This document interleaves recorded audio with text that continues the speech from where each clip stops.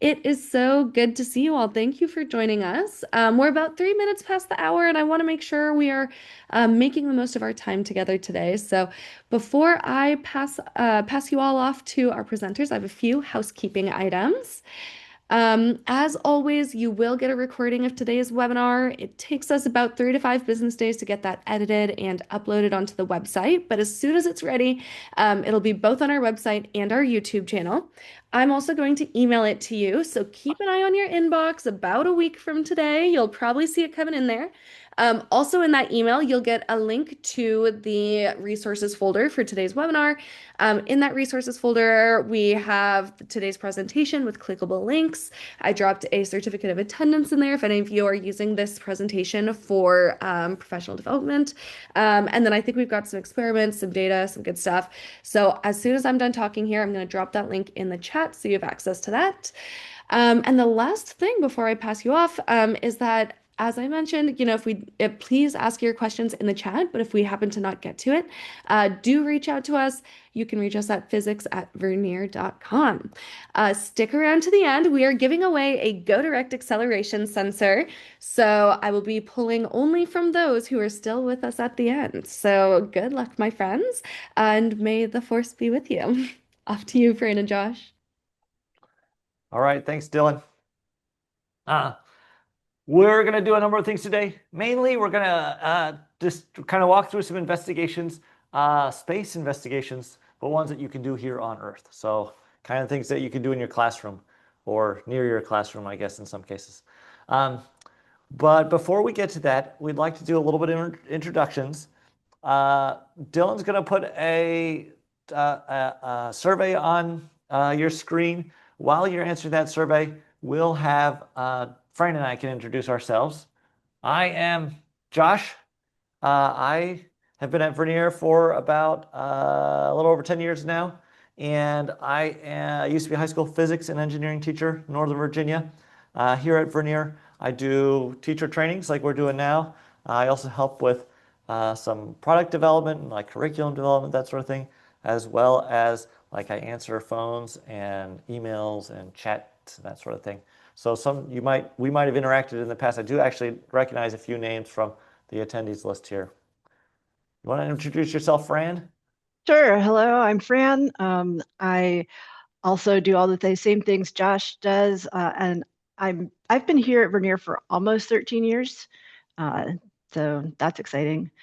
Before that, I taught high school mostly physics for about 20 years, so I've been there in the classroom, and yeah, happy to help you with whatever help you need. Plus, going to conferences, teaching classes, workshops, webinars, developing curriculum and products, and yeah, all of that. All right. It looks like, so we talked a little bit about, let me go the other way. It looks like, as the results of our poll, it looks like most people use Vernier products occasionally. We want to show you how you might use those. Some of the ones that we have now that we're going to highlight in this particular webinar you might be using. So we're hoping you might use them in a unique way. I'm always interested in knowing where folks use, like when they do lab work. When you do your lab activities, is it at the beginning, the middle, the end? And it looks like we're pretty evenly split. The about half the people, you do it in the middle, as you're exploring those concepts. And then of those that's left over, it looks like some also do a little less than that, do it at the beginning to introduce concepts, as well as about a quarter of you do them at the end, practicums. I always liked those. I always felt like that was a much more fair way of judging what students have learned. And then it looks like we don't have any middle school teachers with us today, but we got a lot of high school teachers and some folks that teach AP or college. I know, I guess if you're teaching AP, your life is probably a little easier now. It's great to know who you are. It helps us as we do these webinars to get a better sense for what kinds of things, what kind of details we want to share. So thanks for answering those questions. I'm going to talk about our first experiment is the one that's probably the one you could most easily do in your classroom if you have a light sensor, you know?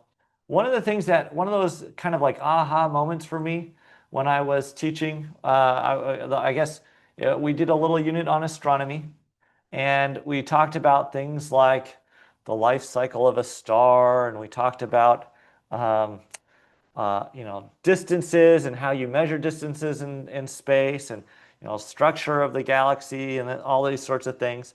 And one of the things that like really impressed me, that it kind of like struck me, was that the only information we have from everything beyond, well, mostly everything beyond our solar system, is just from light. Just the light that's coming in. But those astronomers have gotten really good at teasing all sorts of information out of that light. They use spectrometers to figure out what different colors of light, and they can tie those colors to, or those wavelengths to elements. One thing that astronomers do these days is they detect extrasolar planets, so planets outside of outside of our solar system. Also, by looking at the light from stars, they can see as a planet passes in front of the star, they can see that slight dimming in the light and recognize that, oh, that's a planet there. And from that data, they can figure out relatively how large the planet is, how far away it is from the star, and those sorts of things. And it's actually that kind of investigation is something that you can do in your classroom. If you got the slide deck in front of you, there's a really great write-up from Peter Newberry that I've linked there. This write-up is also evidence that the internet never forgets. This is a blog post from back in 2011, and it's a real thorough write-up. It's got all sorts of explanation about what the teacher did to set up and what the students were doing, the kinds of questions they asked the students to kind of understand and interpret data. It's really great. Anyway, if you want to do this sort of investigation in your classroom, you really need like three things. You need something to be your planet. In this, like I'm going to do here in a minute, I'm using like a pendulum. My little pendulum bob's going to be like the planet. You'll see in that write-up they actually have like almost like a scale model of the solar system they can use, just like a ball and that sort of thing. You need a light source to simulate your star. And then you also need a light sensor to kind of act as your telescope, so to collect the incoming light. You just want to get your planet, moving in some sort of periodic motion in front of your star, and then collect that light intensity data. I'm going to switch gears here and show you what that looks like, what that income data looks like, and then we can talk a little bit about how you interpret that data.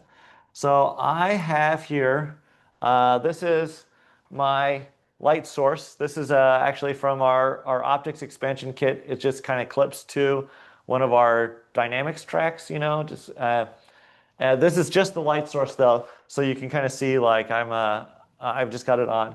I've got my pendulum set up such that I can get this guy swinging, and that's kind of like my planet orbiting around the star. I really should have set this up as like a conical pendulum around here. That would have been cool, but we have really high ceilings in this studio here. At the other end of the track, I have a light sensor mounted. It also is there's like a bracket that comes with the optics expansion kit that is intended for our light sensors. So it's at the other end there. What I'm going to do is I'm going to connect to my light sensor, and I'm going to collect data from it as this as my planet orbits. So I'm going to go here. This is the graphical analysis app. I'll be collecting data there. I'm using Go Direct Light and Color Sensor. It's this one right here. It can measure light intensity. That's what we're going to be using today. But it'll also measure UV light, and then it has like an RGB sensor to measure, if you wanted to measure relative amounts of color. I'm going to change my settings here a little bit just so that you can read the axes a little bit better.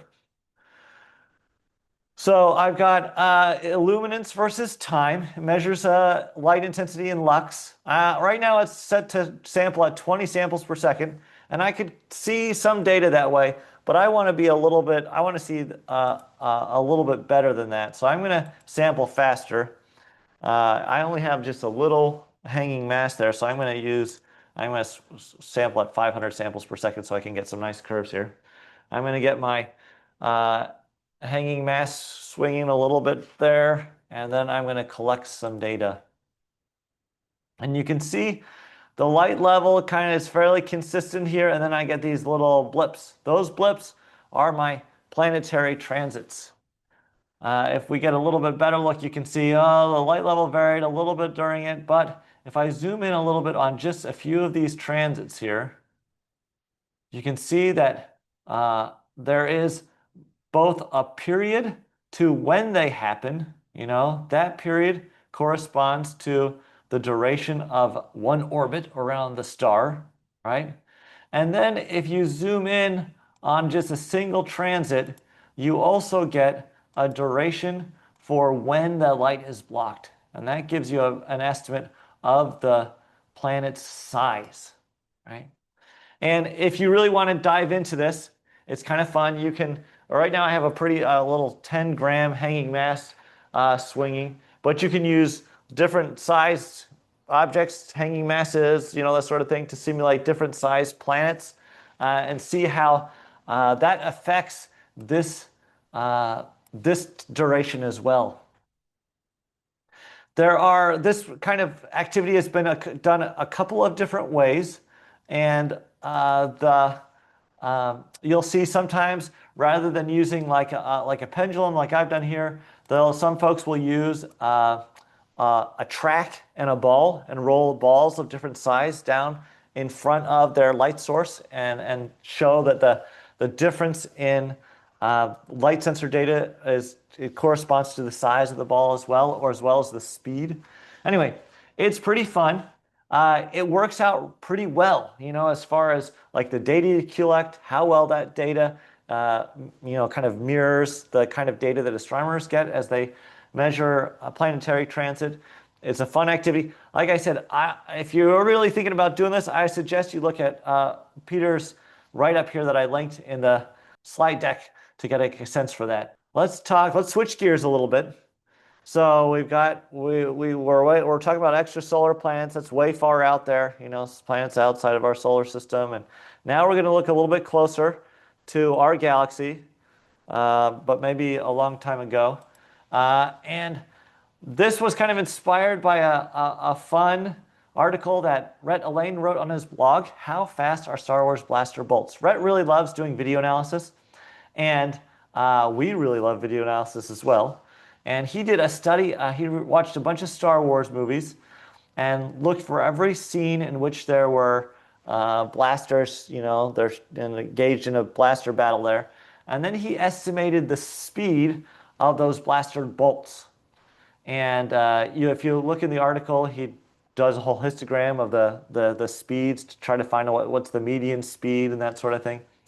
And as I read through this article, it was really interesting. It was fun. One of the things that I noticed right away as somebody who works for Vernier and uses our video analysis software fairly frequently is that in many cases, the video that he was analyzing, the kind of video that you might analyze in a investigation like this, is video that doesn't lend itself real well to like the traditional kind of video analysis that we do at Vernier. So for instance, let me explain a little bit more. Kind of like the thing that people usually want to do with video analysis, the thing that it lends itself most easily to is projectile motion. You want to kind of like investigate projectile motion, and you want students to learn those rules around projectile motion, that the horizontal motion is a constant speed. The vertical motion is separate, and it is accelerated motion. You want to be able to draw these parabolas and that sort of thing. To do that, you usually import a video. We have a basketball shot video that's pretty standard. And you track the object and you can see how it follows this parabolic curve, and you then look at the vertical velocity and the horizontal velocity, and you come up with these rules. The That doesn't always work well with found videos. So for instance, you might only get some clips of a video, or you only get a couple of frames of action where the thing that you want to track, you only see it a couple of times. And and you can still use video analysis those, but you're gonna have to like be a little bit more flexible in how you do it. So for instance, I found this video that somebody made where they were doing blaster bolts, and I wanted there are only a couple of scenes where you actually get to see the blaster bolts, and I wanted to try this out. I wanted to see what data I could extract. And the two things that are most helpful to you are in the lower left corner, video analysis gives you a timestamp, how far into the video you are. And because you can advance frame by frame, and because video analysis knows the frame rate of the video that it's imported, those timestamps can be very helpful. So even if you can't track the motion, you can use those timestamps to get time data from it. Likewise, in video analysis, you have to set a scale. And once you've set a scale, you can use a distance tool to get a sense for how big things are given that scale. And those you can use back and forth. Sometimes, like for instance, in this particular frame in the video, this was a great place where I could see a blaster bolt about the same distance from the camera as the protagonist here. And I said, okay, well, if he's about the same height as me, the distance from his wrist to his shoulder is going to be about half a meter, right? That's about that distance. So I set my scale to say that's half a meter. And then I used the distance tool, measuring tool, to figure out how long the particular blaster bolt was. And then I could use that data with my timestamps to get an estimate for how fast the blaster bolts were going. Let me show you this a little bit more clearly here. So this is the app Vernier Video Analysis. You can see I'm already into my my analysis a little bit here. I've collected some data. You can see these are actually 3 different sets of blaster bolts, and I've got velocity actually plotted here. I took my scale. You can see I took the wrist here and I said, okay, from his wrist to his shoulder, that's about half a meter. And then I can use this distance tool to figure out how far different things are, And the caveat here is that wherever you place your scale, in this case, from his wrist to his shoulder, the distance that you're measuring is going to be at that same distance away from the camera. So they have to be kind of relatively close to each other. So I figured this blaster bolt would have to be about the same distance away. That's why I picked this particular frame, And I used that to kind of figure out, okay, if that means my blaster bolt is a little less than half a meter long. And that also sets the scale for the blaster bolt. I found that they were actually pretty slow. What I found was pretty slow. Somewhere from 10 to 11 meters per second, which is like what, 25 miles per hour? Which may be an explanation why nobody can ever hit with those darn things. They're going too slow. You blast them and you aim at someone and they're already over there by the time it reaches them. That's my guess. Rhett actually talks a little bit about he also found a wide variety in blaster bolt speeds. That's where his histogram came from. If you're interested in this sort of thing, you might check it out.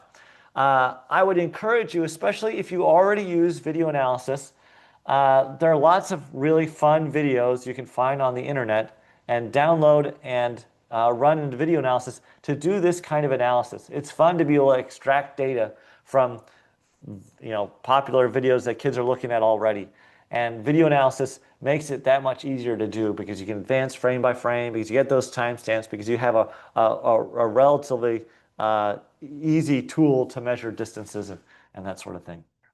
If you want to try video analysis, so video analysis, this app, it runs just within the Chrome browser. I'm here in Chrome right now. You just in the address bar, you type in videoanalysis.app. It'll ask for a license key. If you've never used this app before, but you'd like to, I put a link in the slide deck. If you click on that link, it includes the the license key with it. So if you click that link, it'll open the app in another browser window and will apply that license key. The license key is good until June 30th. So you've got lots of time to play around and that sort of thing. If this is interesting to you and you're not sure where to start, feel free to reach out to Fran or me, physics@vernier.com, and we can send you some labs to try and that sort of thing. But video analysis is a fun tool to use, and it allows you to explore a lot of things that you may not be able to otherwise. Now I'm going to turn, here's a question. Can video analysis be used on Chromebook? Yes, it can. Because it runs through the Chrome browser, it's not really something that it is installed. And so it just like I'm on a PC now, but if you're on a Chromebook, videoanalysis.app, and it just loads it and runs it right in there. All right, I'm going to turn the time over to Fran now to talk a little bit about some other space investigations. All right. Thanks, Josh. So it's my turn, and I get to talk about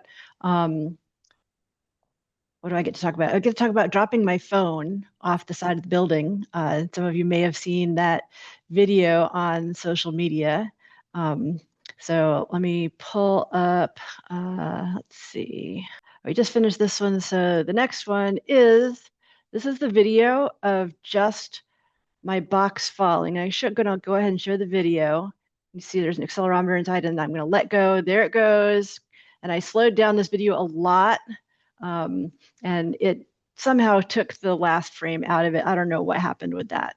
So I'm going to couple things here. First of all, I went ahead and made a couple files that are in the folder, the Google folder, that you have access to, and I'm sure that someone can put that link in there again.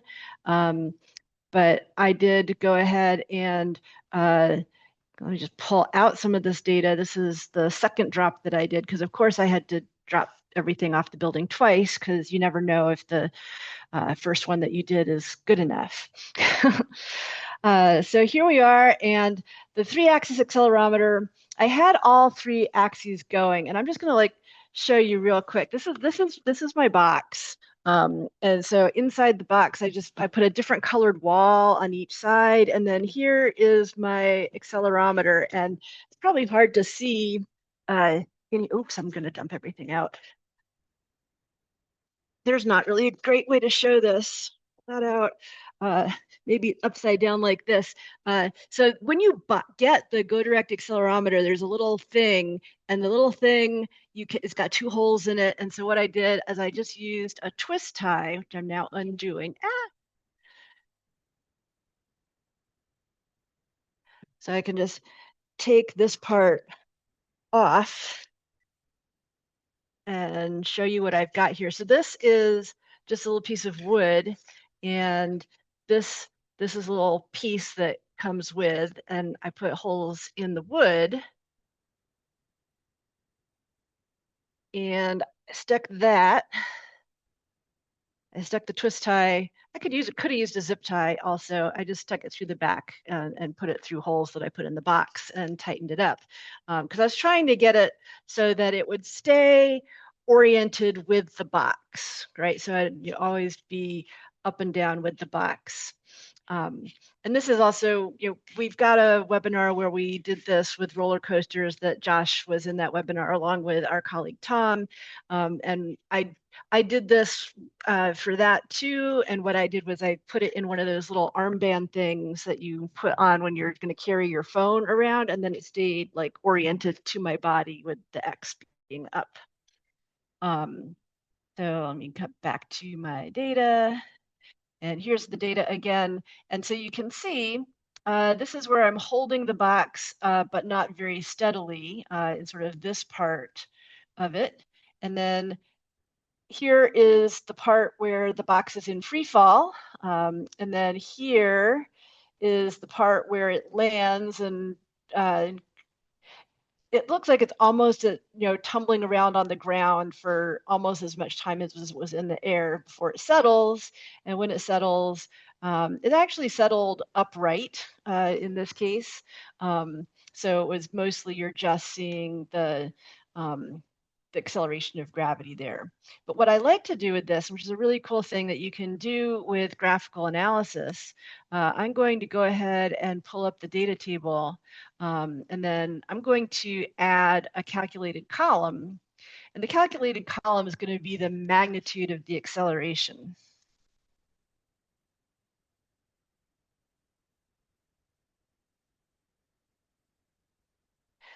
And in order to do that, I'm going to use an expression, and these are the expressions that you get for free in graphical analysis. You can, if you get the pro version, you can do a custom expression, but what we need here is this very convenient vector magnitude expression here. And so because I clicked on the three dots of the Z axis acceleration column, it puts that in column X. If you're picky about it, you can make that one X. And then for column Y, pick Y. And for column Z, you can pick Z. Or you can do it in whatever order as long as you include all three of those, and then apply. And then now I can take that and overlay it. But what I'm actually going to do is I'm going to get rid of all of these other things. And this shows me what the total magnitude of the acceleration was at any given moment. So you can see, like, after it's on the ground, I've got an average acceleration of 9.8 meters per second squared, which is great, because what does an accelerometer actually measure? It actually doesn't measure what the actual acceleration is. It measures sort of a ratio of the mass and the normal force, right? And so when the accelerometer is sitting still, their normal force is going to be 9.8 times the mass because that's its weight. And then here, this is the part, I'm going to just blow this part up a little bit. So this is the part where it's falling. And it's interesting here because when it's falling, you get a tiny amount of time from standing still to letting go. So I can't let go instantaneously, apparently. And then if you look at this, it looks like it has like almost zero acceleration because it's in free fall. But once again, like I said, it's not measuring acceleration, it's measuring the ratio of the acceleration to the normal force. And what's the normal force when it's falling? Well, there shouldn't be any normal force. It's in free fall. And we call that weightlessness, and this would be evidence of this feeling. But that feeling changes over time because I don't think my box is very aerodynamic. Yeah. But what I can do with this is I can figure out how much time is the box falling. So I'm going to look at the statistics here. One of the things it says here is what's the total, when it says delta x, this means horizontal axis delta x, and I get 1.48 seconds here. So if I do 1.48 seconds and I put that into delta x equals 1/2 at squared, I'm going to do let's see, 1.42 squared. Let me pull up my calculator. Oh, sorry, 1.48 squared. 1.48 times 1.48 times half of 9.8. And I get 10.7 meters. All right. So this is fun because we actually have a sample video in Vernier Video Analysis. There's 9 sample videos in here. So if you subscribe and get Vernier Video Analysis, you will have this ball drop one. And in this ball drop one, we actually have this meter stick here taped to the wall. And this, like, these people up here at the top are literally where exactly I was when I dropped the box out the window. I mean, sorry, off the roof. So that's my 1 meter. It automatically goes with 1 meter. If I had a 2 meter stick out there, I could have made this a 2 meter, but 2 meter sticks are hard to find these days.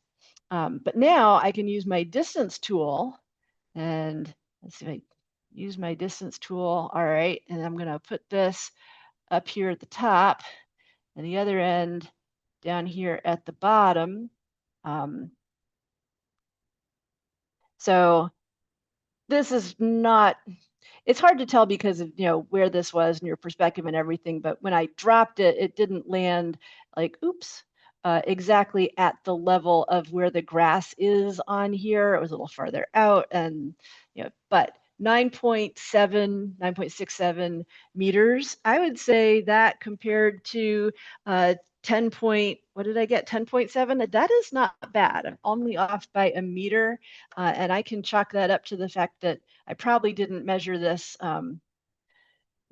meter stick perfectly because it's not very many pixels. If you really want a good scale, you want as many pixels as possible for your scale object. And then the other problem that I had is that, like I said, the acceleration was not constant. My box was not very aerodynamic. Yeah. So, Next time we do this, we'll have to use an aerodynamic box. yeah, exactly. So this is not, the greatest video. I really wish that I could have gotten everything in frame better. But, if I had a bunch of times to do it, then I could do a better job. But like I said, we do not recommend dropping your phone off the roof. As I said in my teaser video, I'm pretty sure that's not covered by the warranty. And I just don't think it's a great idea. I wouldn't do it if I were you. But so some tips. I attach the sensor to the box to stabilize its orientation, but you've got that magnitude tool, so you don't actually have to. If if you want your students and they're more advanced or they're AP and you want them to think about three-dimensional vectors, think about that. If you think you're going to lose the Bluetooth connection when it falls because you think it's falling too far, you can use remote logging. And we did, like that was we did that at the amusement park. So there's a link again in the slideshow for that particular webinar. So any questions on that? Josh, do we have any questions? I'm not looking at the chat. No, Jennifer shared a great experiment she used to do with her students that used an accelerometer where she would record data or have their students record data on their using the accelerometer on their phones and ride the elevator in a nearby hotel. And they could use that to figure out what floor they had traveled to. Yeah, that's really cool. That's one that Dave Vernier really likes, actually. He's very happy with the quality of our accelerometer in that he does get very good data when he takes the elevator from between the first floor and the roof. Yeah, Chris asked if you could use the GoDirect accelerometer or force and acceleration sensor that same way. Yes. Yeah. Yeah, except it doesn't come with a bracket. So you'd have to attach it some other way. For example, tape. My box actually had a lot of tape on it. Most of it was on the outside, but yeah, you can definitely use the GoDirect force and acceleration to do the same thing.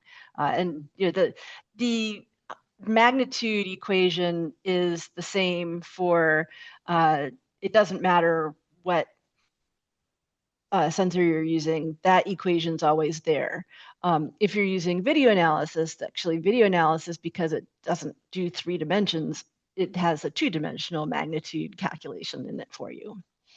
All right, so let's see, where are we?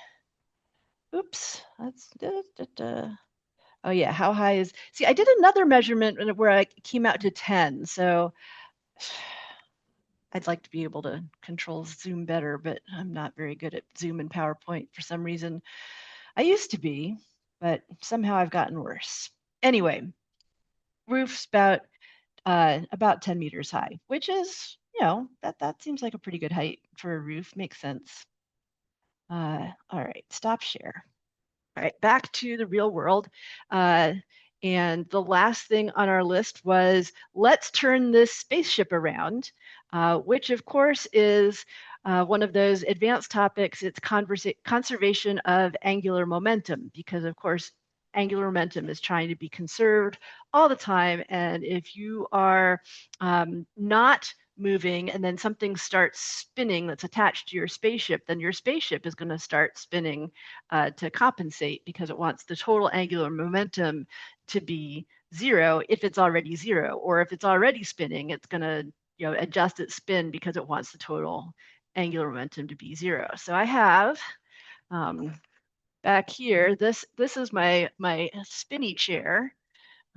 See if I can get this so you can see mostly. I have a stick. I tried this at first with a meter stick, and the meter stick was too bendy. So this is our 1 meter long dowel that we use often for when we're doing video analysis, and it's painted bright red so that you can see it real well. And then I have a heavy box, which is a cardboard box that has a whole bunch of mass loaded into it, and then I taped that on. Like, who was it who just said that tape is a physics teacher's best friend? Yeah, so I've been using my tape, and I've got my spinny chair, and I have a room that's pretty big. I'm doing this in a large room because what I'm going to do is I'm going to sit on the spinny chair. Not going to be helpful if I'm already spinning, actually. So I'm not touching the floor. All right. So I have my mass, and I'm going to swing my mass around my body. Oof. Whoop. And see, now it's starting to spin to compensate, but I'm turning myself around without touching the floor. Hi. Yeah, I haven't done that since I had a classroom, and this is not the sort of thing that I would typically do in a classroom that had a lot of desks around it. So I needed kind of a larger space. And I searched around a little bit around in the office until I got a really nice spinny chair. It's like just a really nice spinny chair. But I always used to do that with my students. If you're ever stuck in a spaceship and for some reason the thrusters aren't working, that would turn you around, but the thrusters are working, that would be the engines that get you back to Earth, then clamp your feet to the inside of the spaceship so that you're on an axis where you want to spin around, and take something heavy and just start moving it around your body, and your spaceship is going to turn around. It might take a while, right? But it'll turn around, and you can point back at Earth and then turn on those back to Earth thrusters. Or, maybe you want to turn around so that you can help your buddy not die and get back to his home planet. I promise I used to be better than this. So in the slide deck, you'll also see links to all of the products that we used.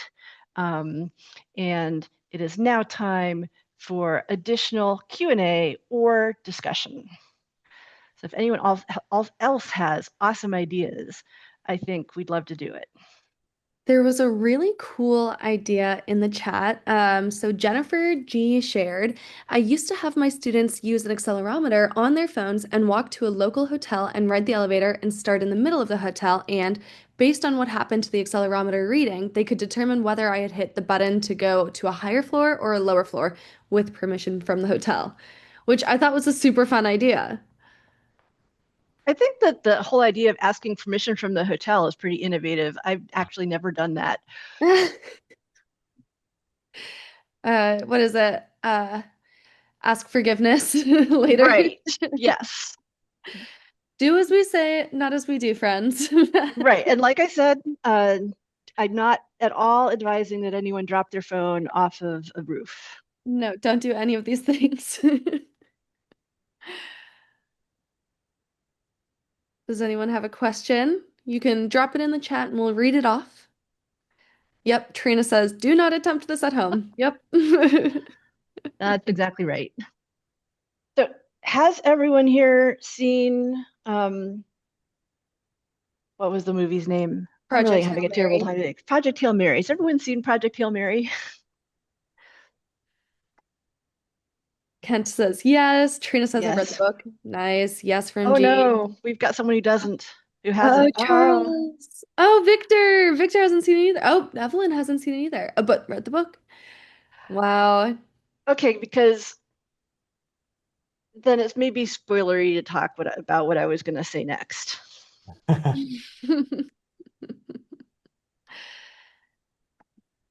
We have a pretty cool blog, um, written by one of the Vernier trendsetters talking about how he used Project Hail Mary to teach physics in his classroom. I'm going to drop that in the chat in case anyone wants to read about that. Yeah, it's actually a really awesome article. Mhm. Uh, yeah, so if you object to spoilers, like cover your ears, but so go ahead, cover your ears now. The alien needs to have like there are surfaces with structure to them in order to see. Like he sees by echolocation, and that's what the motion detectors do. That motion detectors are exactly the way that Rocky sees things, and I was just so excited by that when I saw that in the movie. Okay, spoilers over. You can come back now.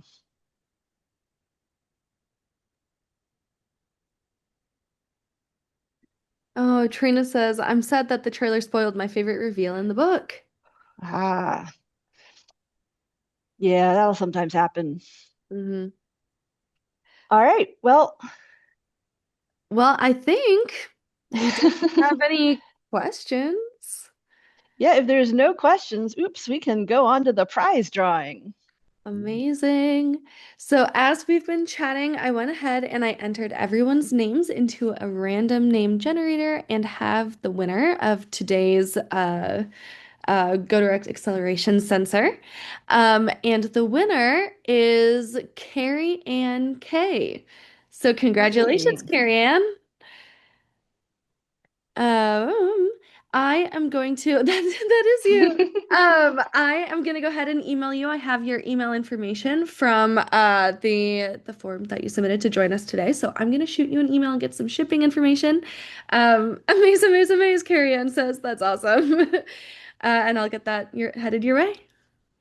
And went ahead and put the contact information for us. If you ever have any questions, comments, just want to chat, you got a sensor that's not working, you've got the software is going weird, your kids are doing a lab and that something really odd is coming on the screen, get a screenshot, save that file, and email us that file and say, what's going on here? We can help with that.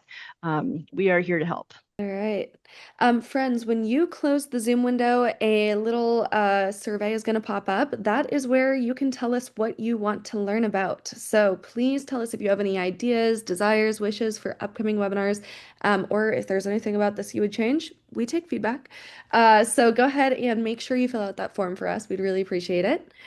And I'm just making sure we don't have any last minute questions. Looks like we've got a lot of thank yous. Thank you all for joining us, and thank you to Fran and Josh. And with that, I'll go ahead and end the webinar. Thanks again, everybody.